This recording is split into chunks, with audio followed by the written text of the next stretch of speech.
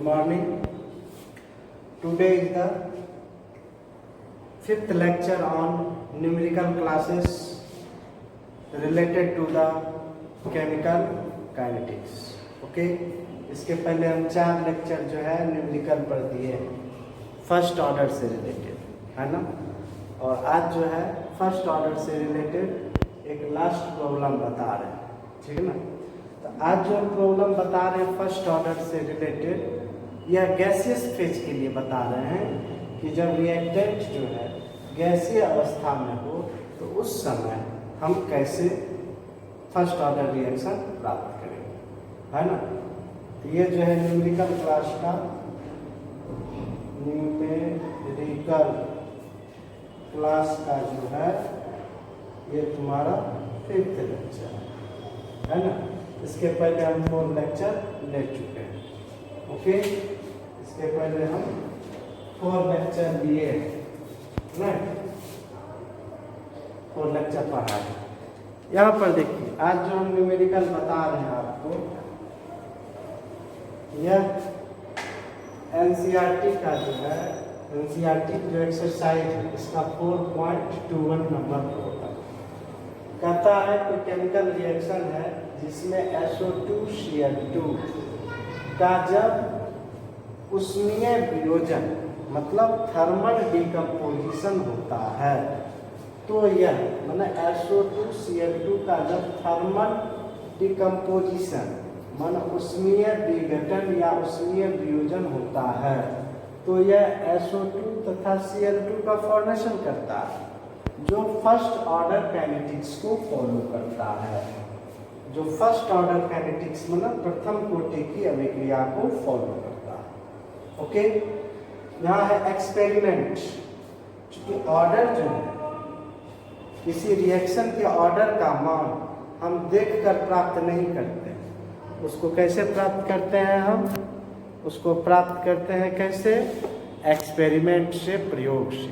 प्रयोग ही बताता है, ओके, प्रयोग ही बताता है कि किसी रिएक्शन का ऑर्डर कैसे निकाला जाता है। इसमें एक टर्म है बताएंगे आपको, एक मॉलिक्यूलरिटी है, दूसरा टर्म ऑर्डर। मॉलिक्यूलरिटी का मान आप रिएक्शन को देखकर बता देंगे कि इसका मॉलिक्यूलरिटी 1 है, इसका 2 है, इसका 3 है। लेकिन ऑर्डर का मान आप रिएक्शन को देखकर नहीं प्राप्त करते हैं, इसका मान एक्सपेरिमेंट अर्थात प्रयोग से प्राप्त होता है। ऑर्डर देखो ये सब ऑब्जेक्टिव आएगा। ऑर्डर का मान कुछ भी होता है, ऑर्डर जो है 0 भी होता है, 1 2 3 4 5 n तक होता है। ऑर्डर जो भिन्नात्मक होता है 1.5 भी होता है, 2.5 भी होता है, 3.5 भी होता है। यानी कि ऑर्डर जो है 0 भी हो सकता है, 1 2 3 4 n तक हो सकता है। ऑर्डर फ्रैक्शनल भी होता है, जबकि मॉलिक्यूलरिटी का मान 3 ही होता है, 1 2 और 3। आगे डिस्कस करें। वही कोई एक्सपेरिमेंट हो रहा है, प्रयोग, जिस समय टाइम 0 है उस समय ये रिएक्शन मिक्सचर का टोटल प्रेशर 0.5 एटमॉस्फेयर ATI मतलब एटमॉस्फेयर, समझे। जब टाइम 0 है मतलब रिएक्शन जब स्टार्ट नहीं हुआ उस समय टोटल प्रेशर 0.5, और जब जैसे जैसे टाइम बीतेगा तो रिएक्टेंट का कंसंट्रेशन घटेगा और गैस है तो क्या कहेंगे, प्रेशर बढ़ेगा ना। जैसे जैसे टाइम जो है बीतेगा वैसे वैसे रिएक्टेंट का कंसंट्रेशन घटेगा, और यदि गैसियस मिक्सचर है तो क्या कहेंगे, प्रेशर घटेगा। कंसंट्रेशन रहेगा तो कंसंट्रेशन घटेगा, प्रेशर रहेगा तो गैस रहेगा, कहेंगे प्रेशर घटेगा। तो 100 सेकेंड के बाद इसका प्रेशर जो है 0.5 से कम हो जाना चाहिए, लेकिन 0.5 से ज़्यादा। क्यों है ज़्यादा, ये टोटल प्रेशर। यानी कुछ समय के बाद क्या होगा, SO2 जब टूटेगा तो SO2 और Cl2 बनाएगा, यानी रिएक्शन मिक्सचर में ये भी रहेगा, ये भी रहेगा, ये भी रहेगा, तीनों कंपोनेंट रहेगा। तो तीनों के कारण जो प्रेशर होगा वही कहलाया टोटल प्रेशर, और टोटल प्रेशर हो जाता है कितना, 0.6। तो आपको बताना है कि जब टोटल प्रेशर हो जाता है 0.65 एटमॉस्फेयर तो उस समय अभिक्रिया का रेट या अभिक्रिया का वेग क्या होगा। ओके, ये क्वेश्चन है, इसमें पहले से लिख। यहाँ देखिए कहेंगे गिवन दिया हुआ है क्या दिया हुआ है? प्रेशर।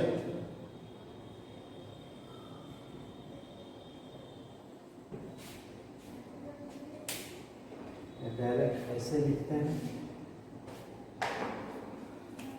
SO2 Cl2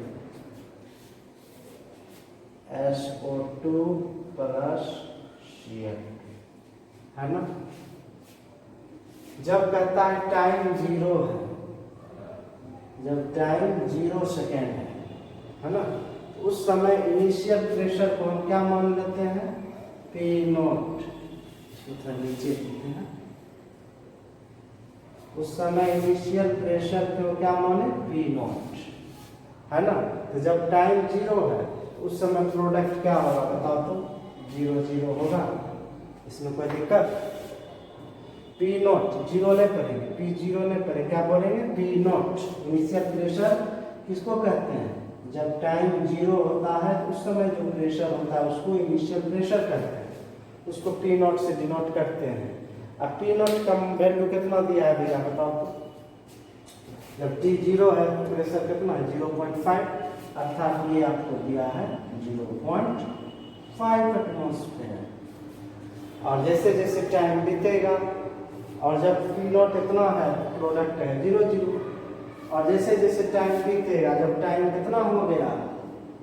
100 हो गया है ना, तो ऐसे ऐसे रिएक्टेंट का प्रेशर क्या होगा? घटेगा है ना। ये घट के कितना हो गया? P0 है ये, अब माइनस P। कितना से घटा जानते हैं ना? कितना से घट गया? P से। तो जितना से ये घटेगा उतने से बढ़ेगा, इसीलिए ये क्या होगा? P। ये भी क्या होगा? P। हाँ, फिर समझिए कितना से घटा? P, तो बढ़ेगा कितना से? P। चूंकि रिएक्टेंट का प्रेशर घटता है इसलिए माइनस P, प्रोडक्ट का बढ़ रहा है, क्या दिए? Plus P। घटने के बाद अब शेष कितना प्रेशर बच गया? P0 माइनस P। यानी कि T समय के बाद जो है या कितना हो गया? P0 माइनस P। ये क्या होगा? P। ये भी क्या होगा? P है ना। आई सब का वैल्यू जो है टोटल कितना दिया है? 0.6। समझिएगा, केमिस्ट्री यहीं पर है।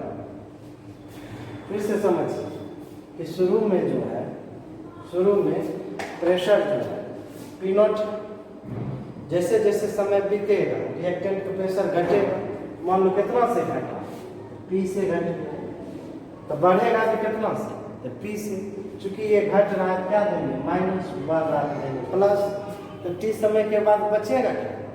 पहले था P0, उसमें से P घटा दिए, क्या होगा? P0 माइनस P। क्लियर? तो T समय के बाद रिएक्शन मिक्सचर में क्या क्या है? SO2 Cl2 भी है, SO2 भी है, Cl2 भी है। इसका प्रेशर इतना है, इसका प्रेशर इतना है, इसका प्रेशर इतना है। अब तीनों के प्रेशर को मिला देंगे तो क्या हो जाएगा? Total pressure. तो अब टोटल प्रेशर कितना है बताओ? 0.6 है ना। इससे हम क्या करेंगे? K का वैल्यू निकाल लेंगे, रेट कांस्टेंट K का वैल्यू निकाल लेंगे। तब पूछता है कि जब टोटल प्रेशर हमारा हो जाएगा 0.65 तो उस समय अभिक्रिया का रेट क्या होगा? ओके, उस समय अभिक्रिया का रेट क्या होगा? This is question.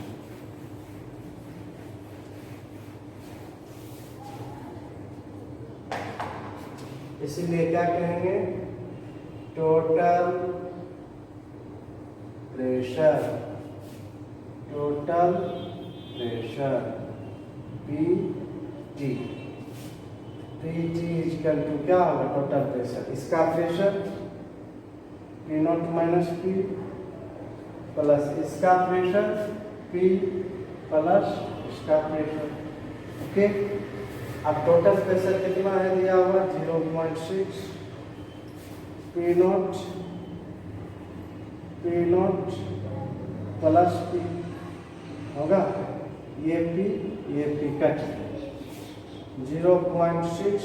P0 कितना है? 0.5 plus P। Therefore P is equal to 0.6 minus 0.5 is equal to 0.1। यानी कि 100 सेकेंड के बाद इसका प्रेशर कितना से घट गया, 0.1 से घट गया, तो बचा कितना, 0.4। पहले था 0.5, 100 सेकेंड के बाद क्या हो गया, 0.5 और माइनस 0.1, अर्थात कितना प्रेशर हो गया, 0.4। ओके, चूंकि ये क्या है, फर्स्ट ऑर्डर काइनेटिक्स को फॉलो कर रहा है, इसको कर रहा है, फर्स्ट ऑर्डर काइनेटिक्स को फॉलो कर रहा है। उसका एक्सप्रेशन लगाएं, लिखेंगे from first order, from first order reaction, प्रथम कोटि की अभिक्रिया से K = 2.303/T पढ़ाए हैं ना, log A/A-x यही पढ़ाए हैं। लेकिन क्या बता रहे हैं कि जब प्रेशर रहेगा तो कंसंट्रेशन की जगह हम लोग किसका यूज करेंगे, जब गैस रहेगा तो कंसंट्रेशन की जगह किसका यूज करेंगे, प्रेशर का। यहाँ A है इनिशियल कंसंट्रेशन, इसके जगह हम क्या देंगे, इनिशियल प्रेशर P0, है ना। A-x की जगह क्या देंगे, A तो हो गया वो P0, x क्या होगा, जितना से घटा, कितना से घटा, उतना माने P। यहाँ पर आप क्या दे दीजिएगा, बताओ, A की जगह आप दे दीजिएगा P0, और यहाँ क्या दीजिएगा, P0 माइनस P। यहाँ तक में कोई दिक्कत नहीं होना चाहिए बच्चों, बोलो मिटाते हैं। तो क्या लिखेंगे,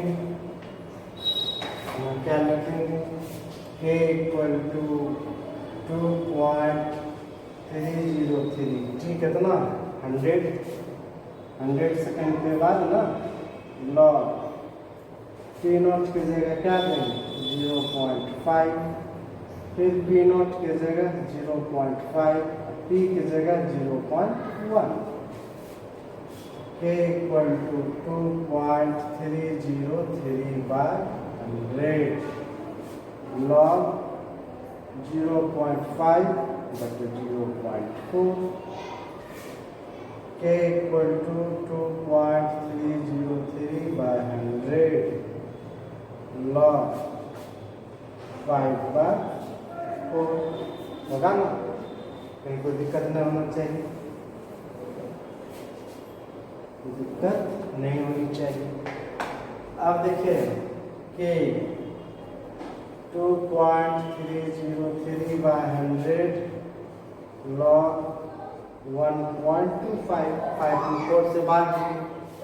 अब आपको बताया ही है, क्या बताए हैं कि log का वैल्यू रखने की चीज नहीं है, बल्कि इसको टेबल से देख के लिखेंगे।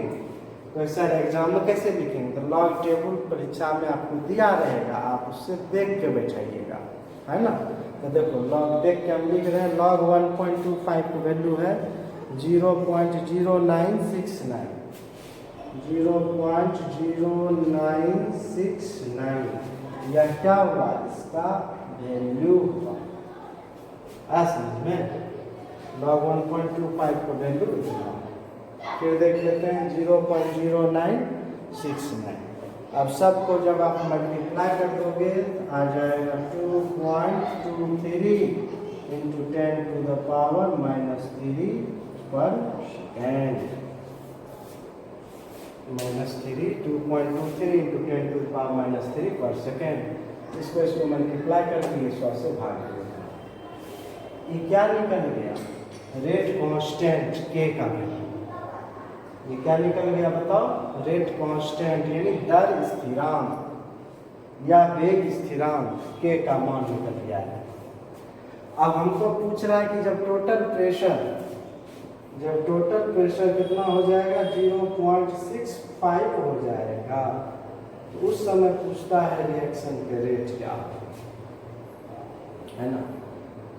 जब टोटल प्रेशर जो है जब इतना हो जाएगा, यानी प्रेशर के जब टोटल प्रेशर का मान बढ़ जाएगा, उस समय P का वैल्यू तो चेंज कर जाएगा ना।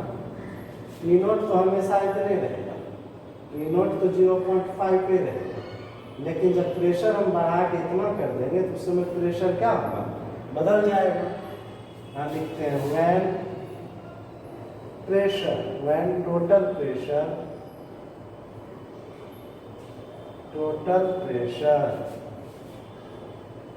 है ना PT becomes, when total pressure becomes 0.65 atmosphere. जब टोटल प्रेशर का मान इतना हो जाएगा तब हम क्या लिखेंगे, शुरू में जो व्यंजक दिए हैं PT इक्वल टू, आपको बताया है ना, P not minus P plus P शुरू में लिखे थे, वहाँ पर लिखे थे 0.6, अब क्या है 0.65, कितना है 0.6 है ना, यहाँ है 0.65। ओके, अब इसका वैल्यू बैठा देते हैं 0.65। अब देखो एक पी कट गया, क्या हो गया P not plus P 0.65, P not है 0.5 plus P, therefore P equal to 0.65 minus 0.5, therefore P is equal to 0.5 atmosphere ना। पहले ही बोले कि जब टोटल प्रेशर का मान बदलेगा तो P की वैल्यू बदल जाएगा ना। पहले आया था P का मान 0.1 एटमॉस्फेयर, इस बार आया कितना 0.15 एटमॉस्फेयर, ये हो गया P। अब जो है इस समय हम देखेंगे P नॉट माइनस P का वैल्यू क्या है ना। पार्ट ये जो प्रेशर है SO2Cl2 को प्रेशर क्या होगा P नॉट माइनस P, वह शुरू में हम लिख दिया। अब देखो तो इसका वैल्यू थोड़ा सा इधर हटा देते हैं, ये जो है SO2Cl2 ये कितना है P नॉट माइनस P, तो P नॉट है आपका 0.5, अब जो है 0.5 P तो रहेगा ही हमेशा। अब P का वैल्यू जो है क्या हो गया 0.15 हो गया, 0.15 हो गया, ये कितना हो गया 0.35 एटमॉस्फेयर। समझ में ये समझिएगा। अरे वो हम शुरू में लिखे हैं ना SO2Cl2 प्लस Cl2 लिखे हैं, ये क्या है total pressure P not 0 T समय के बाद P not minus P plus P हुआ है ना, तो कुछ समय के बाद टोटल प्रेशर कितना हो गया P नॉट माइनस P, तो ये लिखे P नॉट माइनस P। अब P नॉट है 0.5, अब P जो है जब प्रेशर टोटल 0.65 हो गया तो इस समय आपने P कितना निकाला 0.15, इसलिए उसका वैल्यू हो गया कितना 0.35। तो हमसे क्या पूछ रहा है कि रिएक्शन का रेट क्या होगा, therefore rate of reaction,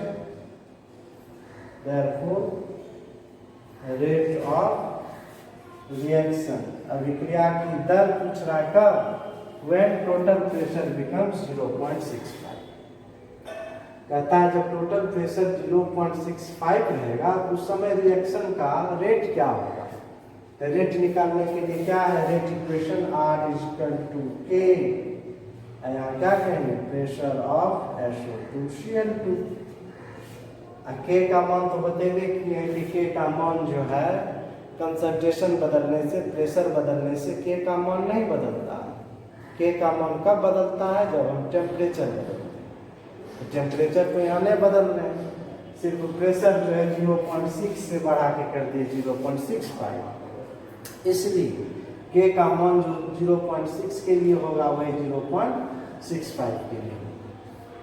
तो बताओ K का वैल्यू कितना निकाले हैं बच्चों, बताओ तो। इसका वैल्यू निकाला है तुम 2.23 × 10⁻⁻⁻, यही नहीं निकाला। और अगर ये जो है प्रेशर SO2Cl2 को कितना निकाला 0.35, अब इस दोनों को गुना कर देंगे, मल्टीप्लाई कर देंगे। इस दोनों को जब मल्टीप्लाई करोगे तो आता है 7.8 × 10⁻⁻⁴ एटमॉस्फेयर पर सेकेंड। एटमॉस्फेयर 7.8 इंटू 10⁻⁻⁴ एटमॉस्फेयर पर एंड, है ना। इसके पहले जो भी हम प्रॉब्लम बताए थे वह कंसंट्रेशन से रिलेटेड बताए, यह जो है प्रेशर से रिलेटेड है ना। हालांकि इंटर के एग्जाम में इस टाइप पे नहीं पूछता है, एक्सरसाइज में दिया था इसलिए बता दें, ठीक है ना। यही तुम्हारा क्या हो गया बच्चों, यही तुम्हारा आंसर हो गया कि जब प्रेशर का मान 0.65 रहेगा उस समय रेट हो जाएगा 7.8 इंटू 10⁻⁻⁴। तो ये फर्स्ट ऑर्डर पहले बताए हैं, इसमें जो सिलेबस में फर्स्ट ऑर्डर जीरो ऑर्डर, तो फर्स्ट ऑर्डर पर हम न्यूमेरिकल पूरा कर दिए।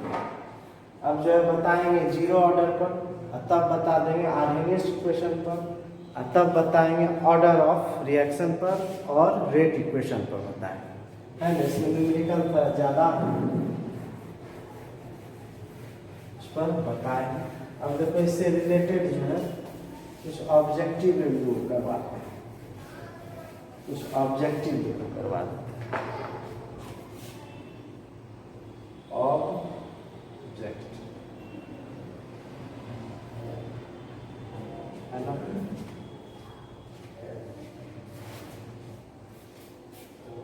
ऑब्जेक्टिव देखिए आप,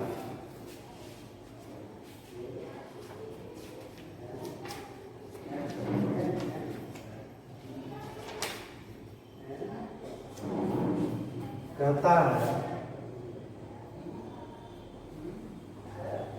फॉर विच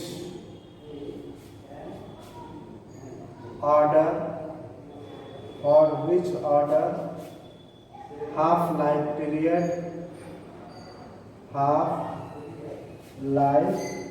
पीरियड, इसको डिनोट करते हैं किससे, टी हाफ इज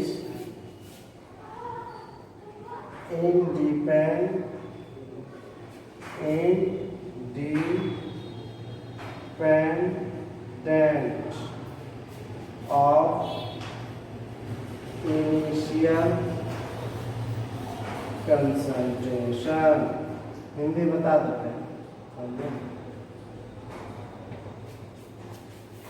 ए में है जीरो ऑर्डर के लिए, बी में है फर्स्ट ऑर्डर के लिए, सी में है आपको सेकेंड ऑर्डर के लिए, एंड डी में है आपको थर्ड ऑर्डर। इसका हिंदी समझ ऑब्जेक्टिव रहेगा। चार चॉइस दिया है, एबीसीडी कहता है कि निम्नलिखित में से किस ऑर्डर के लिए हाफ लाइफ का मान, half life mean T half का मान अपने इनिशियल कंसंट्रेशन पर निर्भर नहीं करता है, यानी इनिशियल कंसंट्रेशन मतलब प्रारंभिक सांद्रण से क्या है, स्वतंत्र। इनिशियल कंसंट्रेशन को हिंदी में क्या कहते हैं, प्रारंभिक सांद्रण। क्या कहते हैं, प्रारंभिक सांद्रण। मतलब हाफ लाइफ जो है प्रारंभिक सांद्रण से क्या है, इंडिपेंडेंट है, मतलब स्वतंत्र। Zero order, first order, second order, third order, चार ऑर्डर दिया हुआ। कहता है किस ऑर्डर के लिए हाफ लाइफ का मान अपने प्रारंभिक सांद्रण से स्वतंत्र है, यानी प्रारंभिक सांद्रण पर निर्भर नहीं करता है। तो देखो इसका जो है हम आपको बताए कि आपको दो ही ऑर्डर पढ़ना है, फर्स्ट ऑर्डर और जीरो ऑर्डर, है ना। ऐसे हम हाफ लाइफ के टोटल के लिए बता देंगे, उसका जनरल एक्सप्रेशन है बता देंगे, T half is equal to inversely proportional to 1/a to n-1, इस आधार पर हम निकालेंगे। अभी आप देख लीजिए फर्स्ट ऑर्डर और जीरो ऑर्डर जो है पढ़ना। आपको हम फर्स्ट ऑर्डर में क्या बताया बताओ तो, T half is equal to 0.693 बार के बताए हैं, कि किसके लिए बताए हैं, फर्स्ट ऑर्डर के लिए बताए, किसके लिए बताए, फर्स्ट ऑर्डर के लिए बताए। टी हाफ यहाँ के क्या है, के क्या है बताओ, रेट कांस्टेंट। के क्या है, रेट कांस्टेंट, दर नियतांक। के क्या है, दर नियतांक, है ना। तो इनिशियल कंसंट्रेशन पर जो है कहता है कौन सा स्वतंत्र है। इस एक्सप्रेशन में कहीं पर ए है, ए को डिनोट करते हैं किस, इनिशियल कंसंट्रेशन को ए से डिनोट करते हैं। इस एक्सप्रेशन में ए है कहीं नहीं, इस एक्सप्रेशन में है क्या, के। यानी फर्स्ट ऑर्डर रिएक्शन का हाफ लाइफ जो है रेट कांस्टेंट के पर निर्भर करता है। फर्स्ट ऑर्डर रिएक्शन का हाफ लाइफ किस पर निर्भर करता है, के पर निर्भर करता है, ए पर निर्भर नहीं करता है। यानी कि हाफ लाइफ जो है फर्स्ट ऑर्डर का वह क्या है, इनिशियल कंसंट्रेशन अर्थात ए पर निर्भर नहीं करता है। इसका आंसर क्या हो जाएगा, बी। यदि ए रहता तब कहते कि करता है, यहाँ ए टर्म तो है ही, इसलिए इनिशियल कंसंट्रेशन पर निर्भर नहीं। क्लियर। इस टाइप का ऑब्जेक्टिव पूछता है ना। इस ऑब्जेक्टिव का भी प्रैक्टिस करवाते जा रहे हैं साथ ही साथ ना। मैंने इससे न्यूमेरिकल से देखो दो फायदा हुआ, न्यूमेरिकल भी फायदा हुआ, ऑब्जेक्टिव का भी फायदा हुआ। ओके, उसके बाद कहता है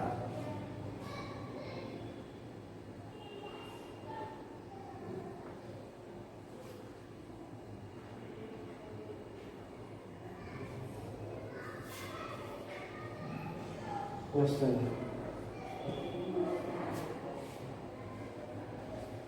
कहता है the unit of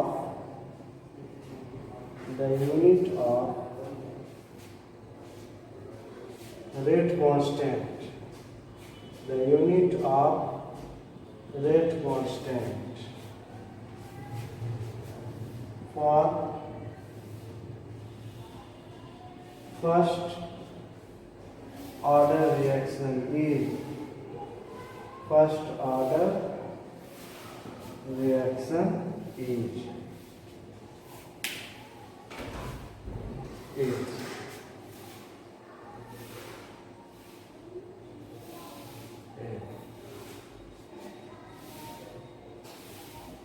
mole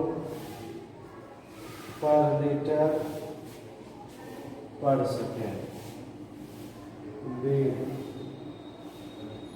liter per mole per second, C liter square mole inverse to per second, and D क्या है, per second।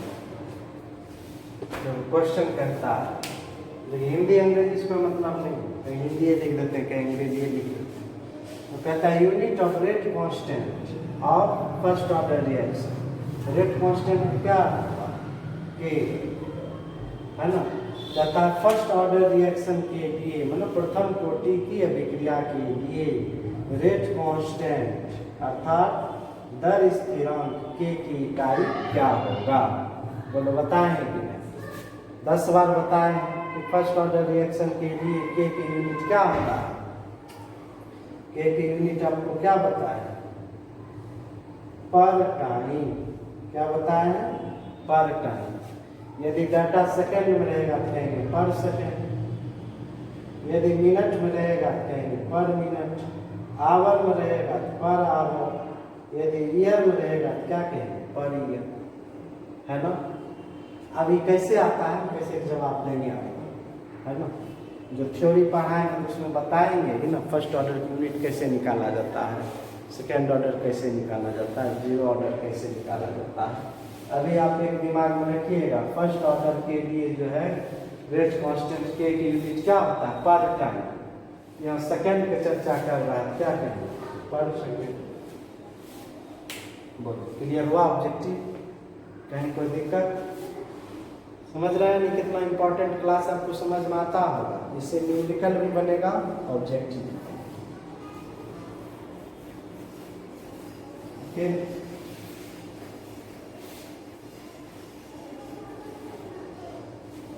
नेक्स्ट देखिए, कहता है the half life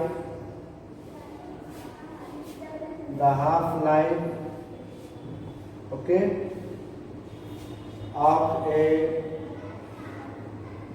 first order reaction is 1386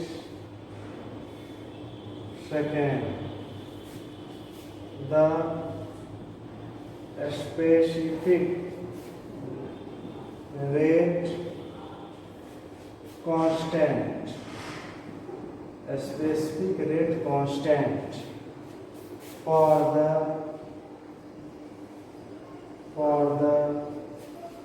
reaction is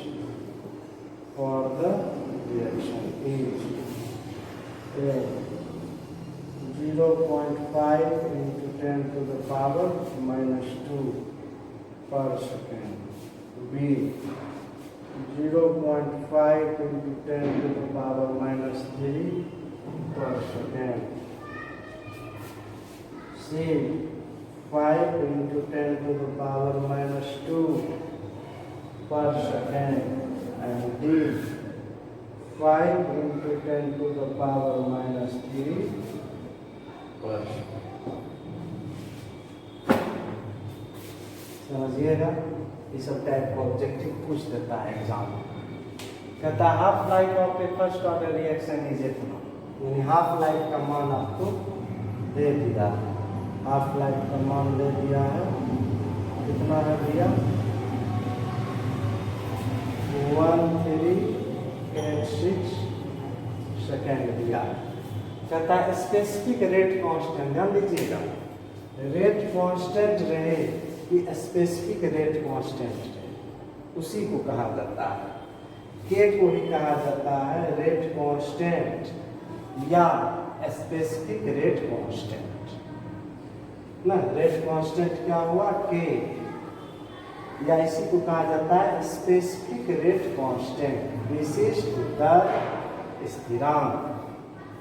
जब हम इसका expression निकालते हैं तो उसमें R इक्वल टू के हो जाता है, जो डिफाइन करते हैं R इक्वल टू के, यानी कि रेट को ही हम लोग रेट कांस्टेंट कहते हैं। तब एक स्पेशल कंडीशन है, जब कंसंट्रेशन रिएक्टेंट का 1 हो जाता है, उस समय R और K का वैल्यू दोनों बराबर हो जाता है, इसलिए K को रेट कांस्टेंट या स्पेसिफिक रेट कांस्टेंट कहते हैं। स्पेसिफिक का अर्थ हुआ कि जब इनिशियल कंसंट्रेशन हम 1 लेते हैं, इस स्थिति में R का मान K होता है, इसलिए K को स्पेसिफिक रेट कांस्टेंट भी बोला जाता है। ओके, तब हम क्या करते हैं, फर्स्ट ऑर्डर रिएक्शन है ये है, तो क्या कहेंगे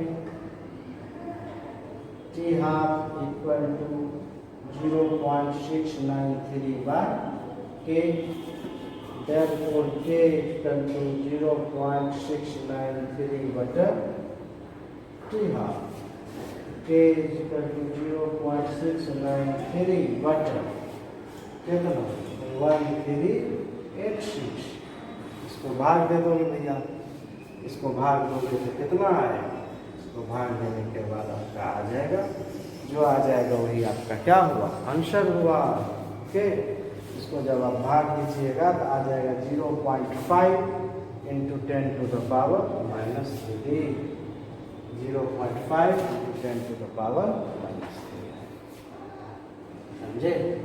इतना आप क्या कहेंगे 0.5 into 10 to the power minus 3 per second, के है तो वही, समझे कि नहीं समझे? के का वैल्यू दे दिया है, ये हाफ लाइफ दे दिया है 1386 सेकेंड, तो पूछता है रेट कांस्टेंट या स्पेसिफिक रेट कांस्टेंट क्या होगा, 0.693 टी हाफ से भाग दे देंगे, 1386 से भाग दे देंगे, आएगा आपको कितना, एक्चुअली वहाँ भाग जब दीजिएगा तो आएगा 0.0005, इतना आएगा 0.0005 आएगा, इसी को पॉइंट उड़ा देंगे, क्या देंगे 0.5 into 10 to the power minus 3, actually जो आप भाग दीजिएगा तो इतना आएगा 0.0005 पर सेकेंड। आपको सर चॉइस को मिलिए, चॉइस जो दिया है स्टैंडर्ड फॉर्म में दिया है, इसको स्टैंडर्ड फॉर्म में बदल देंगे। आप इसको लिख सकते हैं, इसको आप 1000 से गुना कर लीजिए। 0.0005 को आप क्या कीजिए, 1000 से मल्टीप्लाई कर लीजिए, 1000 से डिवाइड कर सकते हैं। 1000 से जब मल्टीप्लाई कीजिएगा क्या होगा, 0.5 होगा, क्या होगा 0.5। इसको क्या लिख सकते हैं, 10 to the power 3। ऊपर जाएगा तो क्या होगा, 10 to the power -3, क्या होगा %। इसी तुम्हारा चॉइस क्या होगा 0.5। आपको समझ में आया बच्चों, ये जो वीडियो दी है कितना यूजफुल है। इससे न्यूमेरिकल भी बनेगा और क्या बनेगा, ऑब्जेक्टिव भी। सब टाइप का बता रहे हैं। अभी जो हम फर्स्ट ऑर्डर को कंप्लीट कर दिए, अब हम 0 ऑर्डर कर रहे हैं। इधर 2-3 दिन से वीडियो नहीं दे रहे थे, 3-4 दिन से मोबाइल खराब हो गया था, कल ठीक कराए, इसीलिए आज वीडियो फिर से आपको दिए। समझ रहे हैं ना। सारा न्यूमेरिकल बोले कि हम हर चैप्टर का ऑब्जेक्टिव और न्यूमेरिकल दोनों करवा देंगे। आपको सोचना नहीं पड़ेगा, एग्जाम में बनेगा तो एकदम निश्चिंत रहिए इसके, है ना। पहले केमिकल काइनेटिक्स पूरा कर देते हैं, तब आ जाएंगे सॉलिड स्टेट, तब इलेक्ट्रोकेमिस्ट्री। सॉल्यूशन तो पढ़ा ही दिए हैं, परफेक्ट बता देंगे, चारों को बता देंगे। ऑब्जेक्टिव भी साथ ही लेके चलेंगे, न्यूमेरिकल एंड ऑब्जेक्टिव हम साथ ही लेके चलेंगे। थैंक्स।